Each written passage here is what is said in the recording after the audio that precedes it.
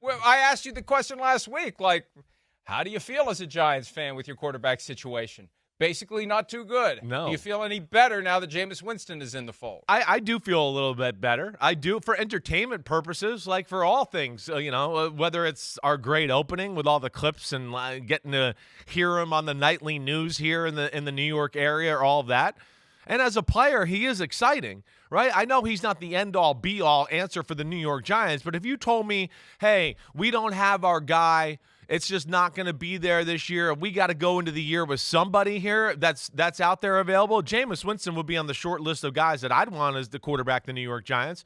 I know at least he's going to be aggressive and go down swinging and try to make plays. It's not going to be Charlie check down. He's going to take advantage of Malik Neighbors and Darius Slayton and do that. And as we know, it's entertaining to watch. Now, it could be entertaining watching pick sixes go back the other way, but it's still entertainment. And for where the Giants are and the options that are out there right now, at least Jameis Winston is one of the guys out there that I do think, as we talk about a lot of the time, he plays the quarterback position. He plays it to win. He's trying to win every week. He's not playing the politics of the position. Oh, let me check it down here so I could say I'm 70%. Let me check it down here so I could say I'm 75%, even though I'm not really trying to win the game. I'm just playing the numbers. You don't have to worry about that. So from that standpoint, I'm behind Jameis Winston, Mike.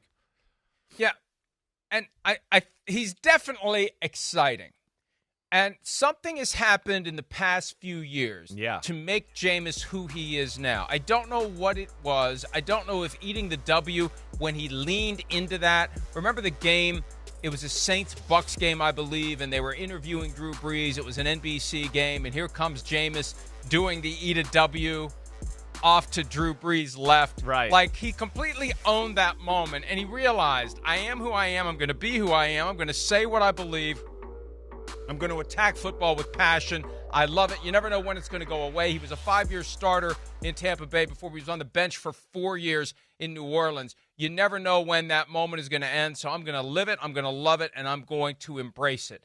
And that has become the thing that just emanates from Jameis Winston now, and he was never like that at Florida State, at least not publicly. He wasn't like this, oh my God, everything Jameis Winston says is amazing, and he's become that guy. We were captivated by him during Super Bowl week. He was great, and that was one of the most fun chunks of 15 minutes we had that week with some of the many guests that we had in New Orleans. So I like that part of it. I mean,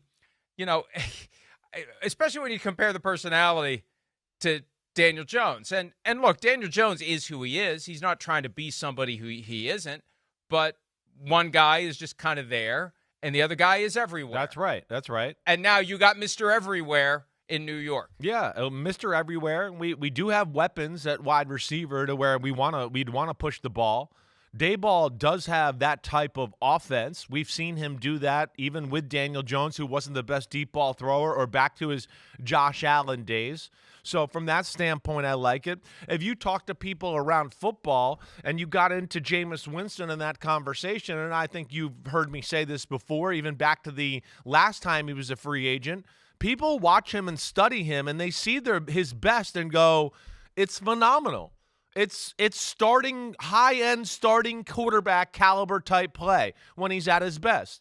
But we know the other side of the spectrum is he can be a little too aggressive and loose with the football in situations. And that's where he's got to be reined in. And that's where it'll be crucial for Brian Daboll and company to rein him in if he is the starter. And that's the big thing. Is he going to be the starter? Does this buy them time now to go, wait, we got a guy, at least we got one here that we know we can trust, and now we can draft somebody?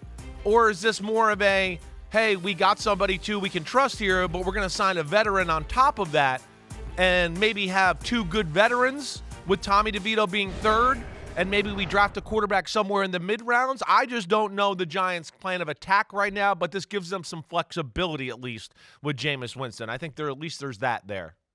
It just kind of occurred to me, Jameis Winston was Carson Wentz before Carson Wentz, and without the left-handed pick six in your own end zone. Yeah, right. Like, it was never as extreme as the worst of the Carson Wentz experience. But there were always moments, or always the threat of the moment, where Jameis Winston was going to try to do something more than he's capable of doing. Yes.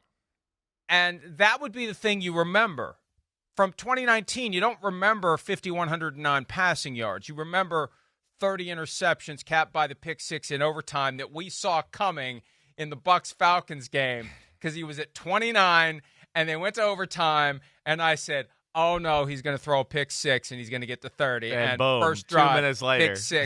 pick six, and he got to 30, and that was the end of his time with the Tampa Bay Buccaneers. So I think there's potential there. He's got to be coached the right way. It's the Bill Walsh thing.